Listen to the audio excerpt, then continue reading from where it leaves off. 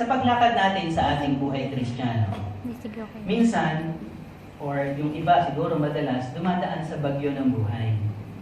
Minsan, nagiging tanong, bakit ako nagdadaan sa ganitong pagsubok?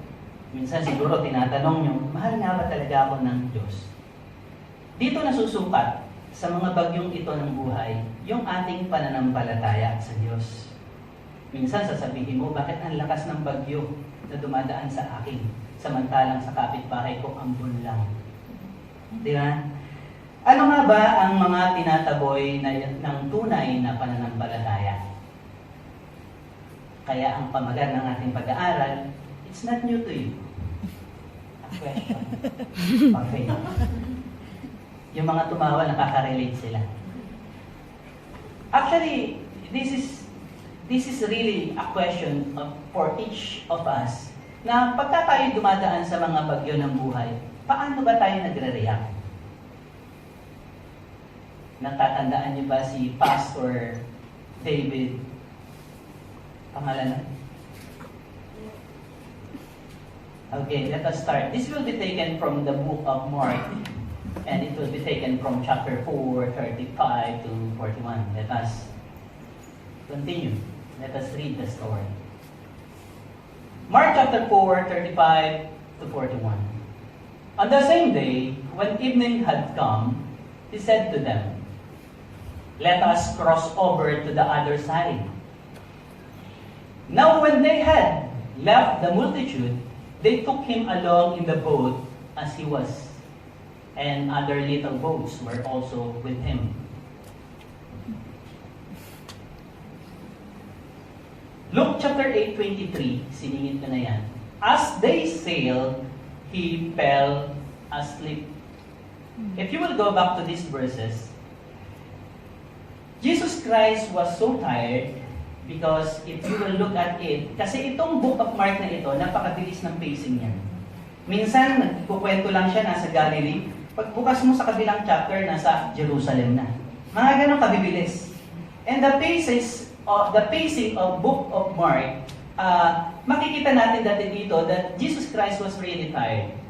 On the same day, yung day kasi na yan, nagme-message sa tao, pinagkakaguluhan ng tao, and if you will move forward or backward dun sa mga chapters, mga nagpagaling na siya, nagpalabas na siya ng mga demon possessed. So, makikita natin talaga dito that Jesus Christ is tired. So, what he wanted is to be with the disciples. What he did is, inaya niya yung mga disciples. Sabi niya, let us cross over to the other side. Doon tayo pumunta. Kaya sumama si Jesus Christ. Ngayon, nung bago umalis sila, yung papaalis pa lang sila, nung nagbabiyahe, nakatulog na kagad si Jesus Christ. Siguro sa pagod. And a great windstorm arose, and the waves beat into the boat, so that it was already filling. Dito, madali tayo makarelate kasi yung ating bansa is really a tropical country which is always struck by storm. So, ito, nung tumabiyahe sila, merong great windstorm daw na lumabas at talagang sinalubong sila or nakrap na sila doon. So verse 38 is said here, but he was in the stern, asleep on a pillow. Maobserbahan natin, nandun siya sa huling bangka, sa hulihan ng bangka. And then, meron pang unan. Di ba? Parang anticipated ni Jesus Christ, kailangan meron akong pillow. And they awoke him and said to him, "Teacher, do you not care that we are perishing?" Nagtanong yung disciples. Sabi sa 39, then he arose and rebuked the wind and said to the sea, "Peace, be still." And the wind ceased, and there was a great calm. Nakita natin dito yung kapangyarihan ng Panginoon that he stood up and he commanded the nature, the storm. But he said to them, "Why are you so fearful? How is it that you have no faith?" Sa ibang translation, sabi niya, "Oh, you little faith." Yan ang usually sinasabi ni Jesus Christ sa kanyang mga disciples. Meron silang faith. It's just that so little. Let us ask for a prayer again to guide us as we read this wonderful story, this wonderful event of the disciples. And even, this is also umaalingaw sa atin ngayon. Sounding until now. Eto pa pala. Mark chapter 4, verse 35 to 41, the last verse. And they feared exceedingly and said to one another, Who can this be, that even the wind and the sea obey Him? Let us pray. Father in heaven, muli kami po ay nagpapasalamat sa inyo. Salamat, Panginoon, dahil kayo po ay Diyos na dakila, Diyos na nagpapala, Diyos na hindi nagkukulang. Diyos that is so awesome. A God who has authority over creation. A God who has authority over the storm. A God who is so powerful. Salamat, Panginoon, sa pagkakataong ito. Tinipon po kami muli dito para makapakinig ng salita. Continue to pray and bow down, submitting before you, Father, asking for the forgiveness of our sins. Turuan niyo po kami, Panginoon. Ang tunay na purpose lang po namin, Panginoon, mabigyan ka namin ng gloria, mabigyan ka namin ng luwalhati. Hayaan niyo, Panginoon, sa aming pong pagpapatuloy ng pag-aaral, may ibigay po namin, Panginoon, yung tunay na kaluwalhatian mo. At patuloy po namin mangusap po kayo sa amin at patuloy po namin maintindihan po ang yung nais niyo. Lord, pinagkakatiwala ko po sa inyo ang lahat. Talk to us powerfully. Talk to us in your mighty ways, Father. May your name be glorified. Ito po ang aming samot-dalangin sa pangalan ng ating Panginoong Jesus. Amen. A question of faith in Mark chapter 4. Dito, sa ating pag-uusapan na ito, na saksihan niya naman yung istorya, we will be talking about two different kinds of group of people. Jesus Christ and the disciple. Dito, makikita natin the model of calmness in the midst of storm. Okay? Sino ba yung gagawin nating model when we are passing into the midst of storm? Tapos, makikita rin natin what that faith is deliverance from great windstorm of life. Ano ba yung mga bagyo sa ating buhay? Dito, makikita natin, we will be focusing on, of course, the characters of the story, which is Jesus Christ. Okay? We will be dealing about how He dealt with the storm. And at the same time, how the disciples reacted. First outline, Christ's humanness and deity. In verse 35 and 38, makikita natin dyan, sabi niya, On the same day, when evening had come, He said to them, Let us cross over to the other side. Yun yung sinabi ni Jesus Christ. So makikita natin dito that Jesus Christ also, napapagod din siya. Kaya na hindi naman tuwan-tuwa. Pero I was really thankful that nagkaroon talaga ako ng mahabang bakasyon. Pero before that, I was physically tired. Matagal akong nawala for more than a month and I thought I could escape the ministry. Sabi ko, Lord, pahinga muna ako but still, ang dami nilang schedule. Sabi ng nanay ko, Atong pangalan, Atong, kailangan ma-meet natin yung old friends ko, kailangan mag-Bible study tayo. Tatanggihan mo ba naman yung nanay mo? Of course, hindi mo tatanggihan ng Panginoong Jesus, pero nag-usap na kami sa asin ni Lord eh. Pero sabi ni Lord, no excuse. So, I have to conduct all this, and you have to do with the youth, and all this, and all the church activities. Tapos, but alam nyo, yung kapangyarihan ng Panginoon, siya talaga yung nagsusustain. Pero I would like to point out is yung humanness ng Panginoon dito sa pagkakataong ito. Makikita natin talaga dito, yung pagiging human niya. So kung may nagdadoubt pa kayo that Jesus Christ is not human, He is 100% man and 100% God. So sabi dito sa Hebrew chapter 2 verse 17, For this reason, He had to be made like them, fully human in every way, in order that He might become a merciful and faithful high priest in service to God, and that He might make atonement for the sins of the people. Kailangan niyo maging tao para mabayaran yung ating kasalanan. Ngayon, kung hindi pa rin kayo naniniwala that Jesus Christ really a man and a God, kasalanan niyo na yan.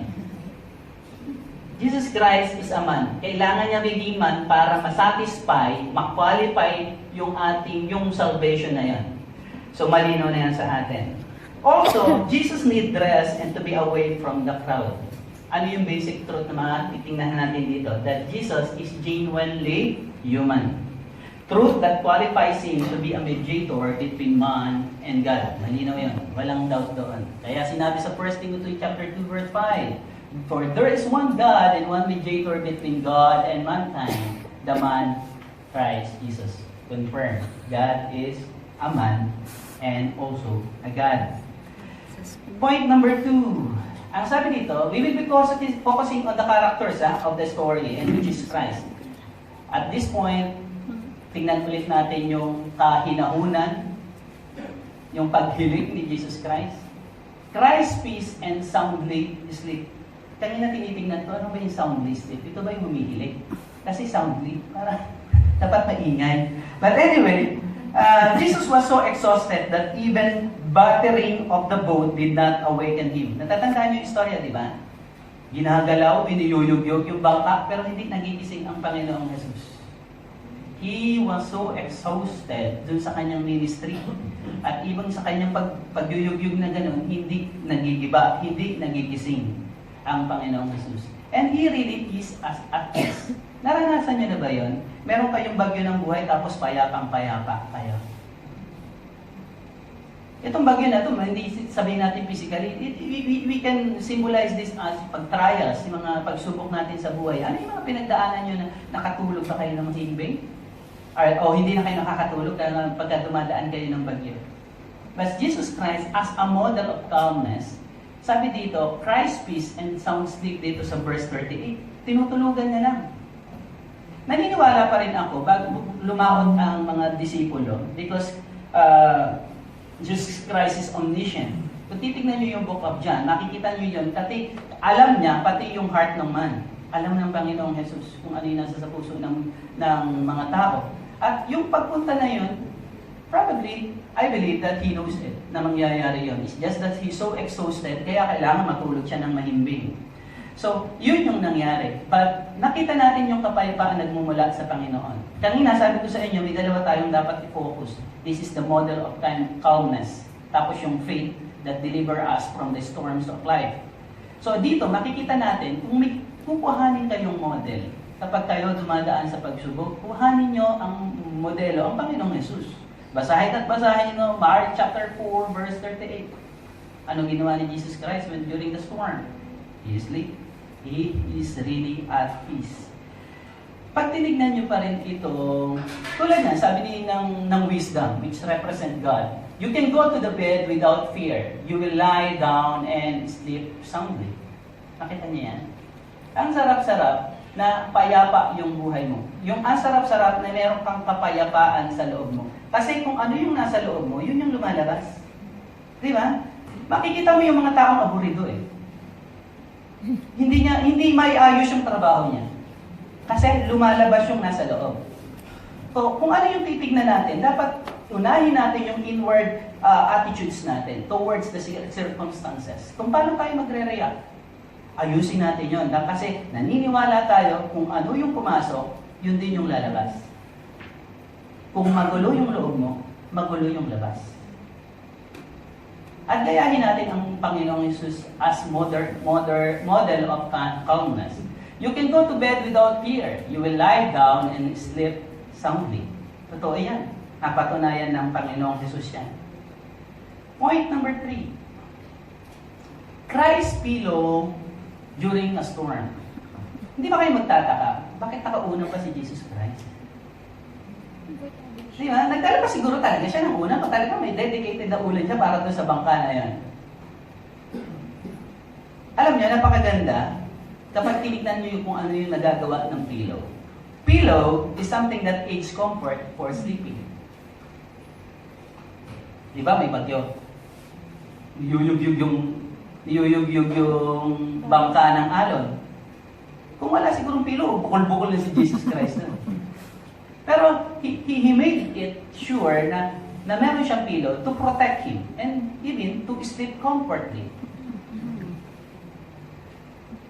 Ang tanong ko ngayon, dumadaan tayo naman sa pagsubok ng buhay, sa bagyo ng buhay. Ano yung mga pillow ninyo? Kasi minsan pag tinitignan natin, ang laki ng bag yung susuungin ko. Malaking problema yung susuungin ko. Pero dapat ready ka.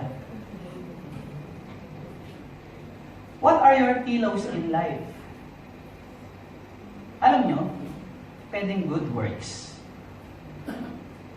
Your pillow could be your good works. Halimbawa, may trabaho ka, you have other people, you have your subordinates, kasi susuportahan ka nilang umakyat sa tugatog ng tagumpay. Be kind to them. Do good works to them. Ano pa yung mga good works na maaaring tumulong sa'yo during the storm?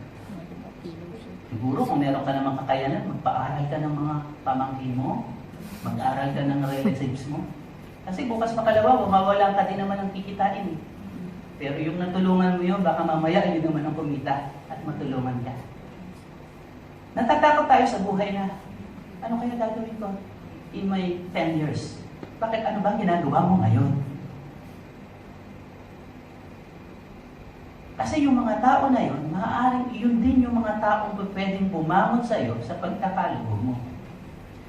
Huwag kayong titigil sa paggawa ng mabuti. Because gusto ng Panginoon yun. And that will be your pillow during the storm. Sila yung tutulong sa iyo.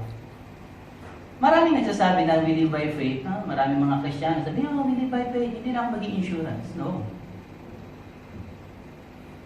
We live by faith, and part of being faithful to God is to get an insurance. Insurance mo in a sense that kapag may darating na pagsubok sa iyo, handa ako. Hindi natin masasabi kung kailan tayo magkakasakit, pero meron akong medical insurance. Hindi ka nangangamba during the storm. Hindi ka nauuntog during the storm. Because you are pillow with Him. You got the point? You might be passing to the storm of life, pero dapat lagi kang handa. Dapat nasasabi mo that you can laugh at the days to come. Natatandaan niyo isang noble character ng Wabuman? Sabi nila, kung may 5 lang tao o 5 babaeng tulad nito, siguro, ang ayos-ayos at ang ganda-ganda ng mundo. Sabi sa Proverbs 31 verse 25, she is clothed with strength and dignity. She can laugh at the days to come. Yan yung babaeng with noble character. Kaya paghahanap kayo, Archie, with noble character. May name talaga eh. Because this woman can laugh at the days to come. May pangalan talaga. Alam mo, yung babae na yan, kapag ka siguro dadating na yung pasukan, tatawanan niya lang yan kasi handa siya eh. Meron akong investment, meron akong savings. Ha ha ha, lumapit kayo, meron ko bills. Diba? Meron akong pera. Lumapit kayo mga sakit. Meron akong pera. naman. Because ganun ka-noble yung character niya. Ganun siya ka-prepared. Ganun siya maghanda. Ganun yung kanyang pillow. So that when during the storm, hindi ka nag-uuntog-untugan. Hindi ka nagkakabukol-bukol. You are comfort by the pillow. And the fourth point is Christ's supreme authority over nature. Natunghayan nyo naman yung istorya, di ba? Mula doon sa umpisa, napagod si Jesus Christ, I have to go to the boat. We have to go to the other side. And then sumakay si Jesus Christ, he slept doon sa likod ng bangka, tapos habang namamangka sila, inatake sila ng bagyo, iniyug-yug-yug-yug, tulog pa rin ang Panginoong Jesus, hanggang hindi na nakayanan itong mga disciple, which is the second character. At niyug-yug na talaga siya. Bossing. Bossing. Hindi ka ba, do you care? Don't you care that we are perishing? Alam mo, nung binabasa ko ito, ewan ko sa ibang translation, pero nung tinignan ko kasi itong translation niya, sabi niya, Teacher, you do not care that we are perishing? Parang napaka unselfish yung tanong na yun. Diba? Parang ako hindi ako kasama, sabi siguro ni Bossing, di ba? Pero, but you look at it, tingnan natin yung katuruan na yun, na nung ginising si Jesus Christ, bumangon siya, he rebuked the wind first, and at the same time, he calmed the sea. It was a great miracle that witnessed by the disciples. I couldn't imagine how God had brought me to calmness during our trials. Dami namin pagsubok. Sabi ko kay Mami kanina, ano ba yung pwede kong illustrations that will really trigger the heart of these people that will listen? Yung tatay ko po almost, muntik na siyang mamatay. And it was consulted that he needed to have a liver transplant. Tapos meron din nag-suggest, he's a good girl, and parang confident ako sa kanya mga suggestion that my dad is the probability of living is 10/90. Ang sabi ko sa kanya, nung sinasabi niya, I was crying. I will take the 10% because the possibility of living is 10% only, tapos 90 na, wala na talagang pag-asa. Sabi ko, I will take the 10%. Kukuhanin ko yung 10% na yun at maniniwala pa rin ako, under this storm, mabubuhay at patuloy na bibigyan kami ng miracle ng Panginoon. And it happened. The wind died down and the waves come.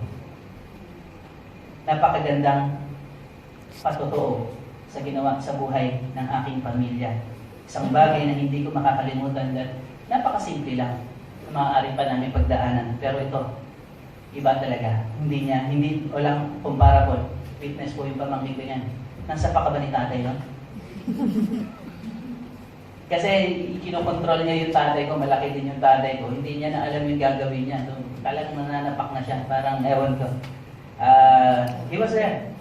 Every one of us was a witness of that circumstances or that storm. Napakagandang patotoo, napakagandang ulit-ulitin on how God has been so faithful to us during this kind of storm.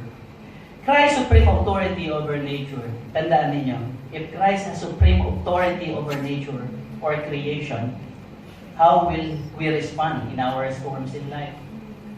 Kung naniniwala tayo that God is supreme authority over the nature and even the creations and even in our lives, paano tayo magre-respond doon?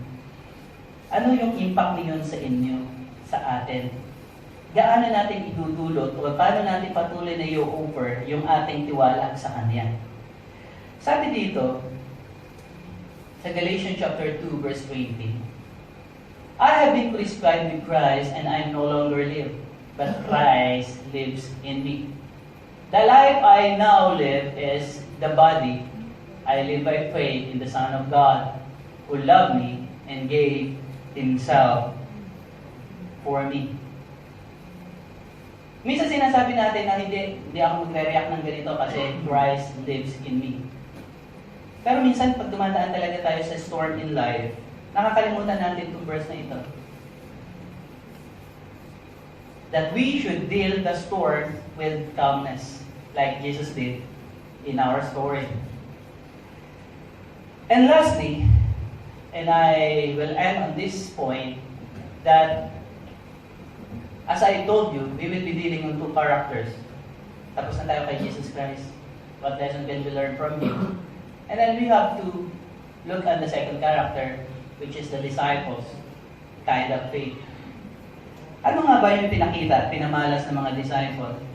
And this is really the title of the story, a question of faith. This event happened after Jesus appointed and gave authority to the disciples over demons. Kung tibigyan nyo ng pagkakataon na basahin nyo yung earlier chapters, nagkaroon na sila na in-appoint na sila ni Jesus Christ and authority over demons. So ganoon na sila ka-strength. Nagpapalayas na sila ng mga demons. And yet, nung nangyari itong storm na ito, tingnan nyo ang nangyari. Nayanig, nauga, maaaring siguro nalaglag ng kaunti ang kanilang pananampalataya. Anong matututunan natin dito? That even the disciples that have been teaching by Jesus Christ Himself physically, na pangyari pa rin itong ganitong mga pagkakataon. Alam nyo, bago tayo dumating dito sa istorya na ito, marami na siyang pinakitang miracles. At talagang pagka tinignan mo yun, binigyan na nga ng appointing, tapos binigyan na sila ng authority over demons. Paano power yung naramdaman ng mga disciples na yun? And yet, Napaka-simple na storm, probably. Wala lang siguro motor yung bangka during that time, dahil hindi pa na-invento yung motor. But still, they have been with Jesus Christ. Pero nang ganun pa rin, ayan eh. Anong lesson na matututunan natin dyan? I-note niyo po ito. Not all disciples, pastors, elders, leaders, are always at their high spirituality. Meron minsan, mga bagay, magkakataon na bumababa at doon nayayanig, natitinag yung pananampalataya at tiwala nila sa Diyos. The Lord never promised we will never see a storm in life. As John chapter 16, verse 33 says, "These things I have spoken to you, that in me you may have peace. In the world you will have tribulations, but be of good cheer, I have overcome the world." Hindi niya pinangako na mananatili tayo sa bed of roses.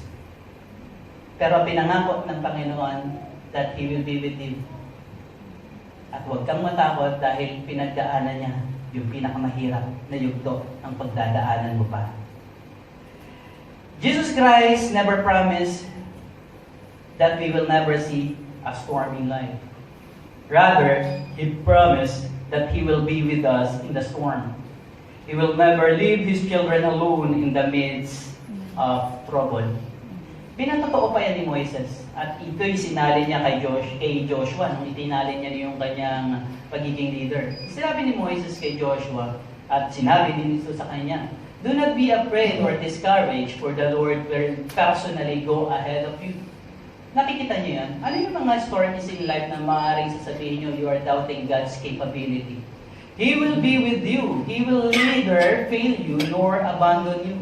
Diba napakalaking encouragement niyan? Dapat na malaman natin that God will never leave us and He will never abandon us. Panatiliin natin na hawakan ang verse na ito. Sabi dito sa ating pinag-uusapan, kung may titingnan kayo, natakot kasi yung mga disciples ano ba yung mga kinakatakutan ninyo? Multo? Ano ba yung mga kinakatakutan niyo? Sabi dito sa verse 38, "Teacher, you do not care that we are perishing."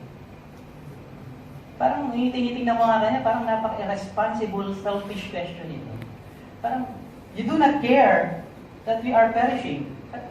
Buti di sumagot si Jesus Christ, "However, kasama mo ako sa bangka." Di ba? Parang ako din, matadamay. Parang gano'n eh. Pero tinanong ito ng disciples, how many times have we heard Jesus of doubting His capability? May mga gusto tayong gawin sa buhay na ito'y sabi ni Jesus Christ, ito sabi ng Panginoon, pero you go the left way, hindi right way, you know? So you go the other side of the road. Ano impact nito? Kasi sinasabi ni Jesus Christ, do good works. Tulungan mo yan, ka-workmate mo. Pero hayaan mo siya, bad yan, hindi ko siya tutulungan. But you go the other side of the road. Hindi doon pumupunta si Jesus Christ. Sabihin mo, hindi ka natatakot. Sasabihin mo, tama yung kadaanan ko kaysa sa daan ng Panginoong Jesus. Natatakot ka ba? Sabi mo, hindi Pero, minsan galit na galit tayo sa mga kapwa natin na nag-i-excel sa atin. Minsan hindi ka lang nakapasa sa board exam, natatakot ka na uling mag-fail. Ayaw mo nang mag-take risk kasi natatakot ka na. Alam niyo po ba yung takot itself, it's becoming your idol if you are doing like that. Diba sabi ng Panginoon, do not fear. Ang pagkatakot, nagiging ito isang idolo mo na rin kapag panatili kang natatakot. Ang sabi nga nila, kung meron ka daw isang room na kinatatakutan, halimbawa, takot ka sa dilim, pasukin mo yung room na yon. Doon ka matulog sa room na yon. Takot na takot ka sa room na yun, pumunta ka doon, tulog ka doon. Oo, yun ang suggestion nila para ma-overcome mo yung fear. Ngayon, pag kinabukasan, nagising ka, di takot, wala na yung fear mo. Di ba? Ngayon, kung natulog ka sa room na yun at hindi ka nagising nung kinaumagahan, hindi mo naman malalaman kung may fear ka pa. Sinamatay ka na sa Di takot. ba? So to overcome your fear, puntahan mo yun. Don't fear, be your idol. Akala nyo, ribulto lang magiging idol. Kapag kami kinakatakutan ka kapatid, nagiging idol mo yan. Nagiging puon mo yan. Nagiging sunod-sunuran ka dyan sa takot na yan. Wala ka nang dapat gawin, wala ka nang nais gawin kasi natatakot ka. Gawin mo isang bagay na alam mo ikaksiya mo, hindi naman masama, hindi naman nako-compromise yung holiness of God. Do it. Kasi kapag hindi mo ginawa yon, lalamunin ka nung takot na yon at hindi mo yun magagawa for the rest of your life. What are your storms in life? What are your fears? Siguro sinasabi nyo, you are fearing death. Pero lagi nyo tatandaan, sabi dito sa 1 Corinthians 15:55, O death, where is your sting? O Hades, where is your victory? If you are a follower of Christ, you can do the same thing. Kung nabuhay ang Panginoong Jesus, babangon at babangon ka rin. Ano yung mga kinatatakutan natin? Maaaring you are afraid of losing your career. Maaaring you are afraid of losing your house, your cars. Fear of losing loved ones. Alam nyo, to overcome all these fears, you have to question your faith. Bakit ko nga ba ako natatakot? Gaano nga ba yung tiwala ko sa Panginoon? Dapat lagi tayong nagtitiwala kasi if you are trusting God, He is capable of doing things you know nothing about. Always remember that God is in control. Kaya nga, ang dapat sa atin is tulad ng sinabi ni Jesus Christ dito sa Luke chapter 17, verse 5. And the apostle said to the Lord, increase our faith. Dapat yan yung pinapanalangin natin, to increase our faith. Father in heaven, muli kami pinagpapasalamat sa inyo. Dakila ka, Ama. Salamat po, Panginoon, sa munting istorya na pinahayag mo sa amin sa gabing ito. Dalangin po na namin, Panginoon, na patuloy kang manguna at naniniwala pa rin kami, O Lord, that you have a lot to open for us, Father, sa lahat po ng opportunities, sa lahat ng bagay na aming pinakatakutan, tinataas po natin namin sa iyo ito, Panginoon. Iniwala pa rin kami, O Lord, that you will be with us. Patuloy niyo kami sasamahan, and even patuloy niyo kami gagawing tagumpay. Salamat, Ama, dahil hindi ka po nagkukulang. Maraming salamat po sa katuruan ito. At dalangin nga po namin, Panginoon, sa kabila po ng mga storms in life, ininiwala pa rin kami na nandoon ka sa boat para magbigay sa amin ng kalakasan, para magpatahimik ng wind, magpatahimik ng alon. At hayaan niyo, Panginoon, sa mga bagay na ito, maibigay pa rin namin sa iyo yung pinakamainam na pagpili. Maraming salamat kami sa gabing ito. Sa iyo po ang papurihan. Ito po ang aming samang dalangin sa pangalan ng Panginoong Jesus. Amen.